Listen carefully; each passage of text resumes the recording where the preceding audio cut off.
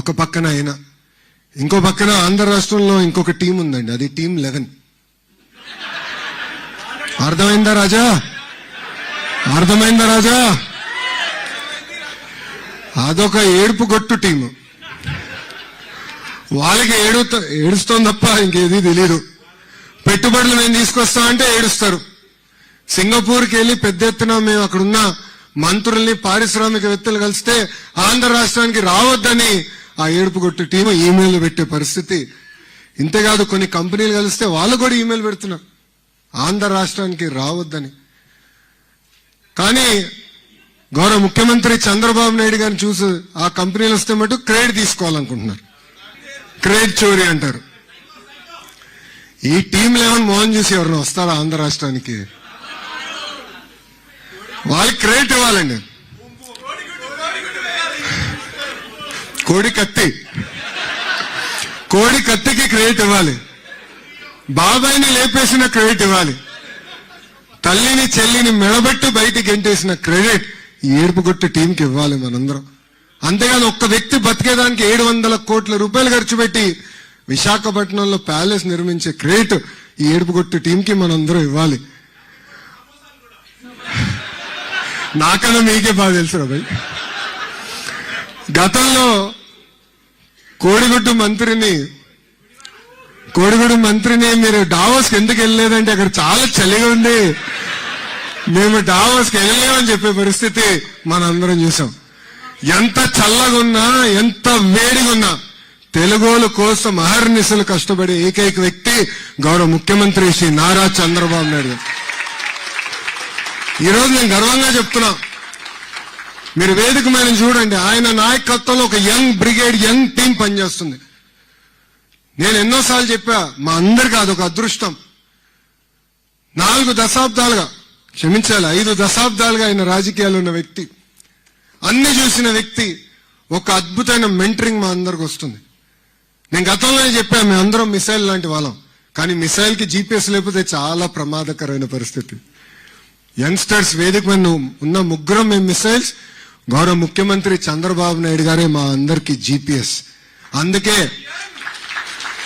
ఆయన నాయకత్వంలో మేము పనిచేస్తూ ఈగోలు లేవు, ఎలాంటి ఫీలింగ్ లేవు, ఒకే ఒక లక్ష్యం. ఆయన ఏ విజన్ అయితే రూపొందించారో అది సాధించేదానికి మేమందరం అహర్నిశలు కష్టపడుతున్నాం. ఈరోజు వాస్తవంగా చెప్పాలంటే చాలా మంది నన్ను అడిగారు ఆంధ్ర రాష్ట్రానికి ఎందుకు రావాలని. వాళ్ళకి నేను 3 కారణాలు ఇస్తా. మొదటిది బ్రాండ్ సిబిఎన్. 5 దశాబ్దాల అనుభవం నాయకుడు గౌరవ ముఖ్యమంత్రి శ్రీ నారా చంద్రబాబు నాయుడు గారు ఎన్నో పాలసీస్ తీసుకొచ్చారు.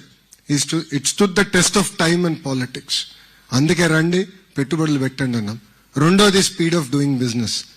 ఒక జూమ్ కాల్ అనండి, ఒక వాట్సాప్ మెసేజ్ అనండి, అహర్నిశలు పారిశ్రామికవేత్తలకు అందుబాటులో ఉంటూ వాళ్ళకి ఎలాంటి సమస్య లేకుండా ఈ పెట్టుబడులన్నీ గ్రౌండ్ చేసే లక్ష్యంతో నాతో పాటు మన టీజీ భరత్ గారు పనిచేస్తున్నారు.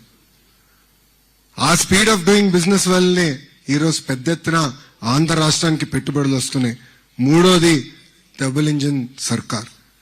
భారతదేశంలో ఎన్నో డబుల్ ఇంజిన్ సర్కారులు ఉన్నాయి, కానీ కేవలం ఒకే ఒక ఆంధ్ర రాష్ట్రంలో డబుల్ ఇంజిన్ బుల్లెట్ ట్రైన్ సర్కార్ ఉంది.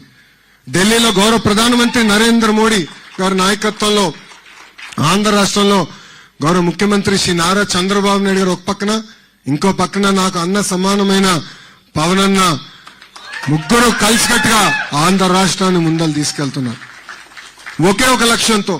ఇప్పటికీ చాలా నష్టపోయాం. ఆంధ్ర రాష్ట్ర విభజన జరిగి ఇప్పటికీ 12 సంవత్సరాలు అయింది. ఇంకా ఆ విభజనలో మనం పడుతున్న ఇబ్బందులకి ఇప్పుడు కూడా మనం ఎదుర్కొంటున్నాం. ముందరికి వెళ్లాలనే లక్ష్యంతో ముగ్గురు కలిసికట్టుగా వచ్చి ఈ రోజు ఆంధ్ర రాష్ట్రాన్ని ముందలు తీసుకెళ్తున్నారు. విశాఖ ఉక్కుని కాపాడుకున్నాం. విశాఖ రైల్వే జోన్ ఏర్పాటు చేసుకున్నాం. తొందరలో కర్నూలులో కూడా హైకోర్టు బెంచ్ ఏర్పాటు చేయబోతున్నాం. పోలవరం పనులు కూడా పెద్ద ఎత్తున పరిగెత్తిస్తున్నాం. ఆగిపోయిన అమరావతి పనులు కూడా మీరందరూ చూసుంటారు ఎంత స్పీడ్ గా ఈరోజు పరిగెత్తిస్తున్నారు. వాస్తవంగా చెప్పాలంటే రాష్ట్రానికి అవసరమైన ఆక్సిజన్ గౌరవ ప్రధానమంత్రి శ్రీ నరేంద్ర మోడీ గారు మనకి ఈరోజు అందిస్తున్నారు. ఇక్కడున్న తెలుగు జాతి మొత్తం మనం ఒక విషయం ఆలోచించాలి. ప్రభుత్వం కొనసాగింపు అనేది చాలా చాలా అవసరం. ఇప్పుడే రాము అన్నట్లు కష్టకాలాల్లో గౌరవ ముఖ్యమంత్రి చంద్రబాబు నాయుడు గారు గుర్తొస్తారు. ఆయన అన్ని సెట్ చేసిన తర్వాత మళ్ళీ ఎక్స్పెరిమెంట్ చేయాలన్న ఆలోచన మనకు వస్తుంది. దానివల్ల మనందరం ఎంత నష్టపోయామో చూసాం.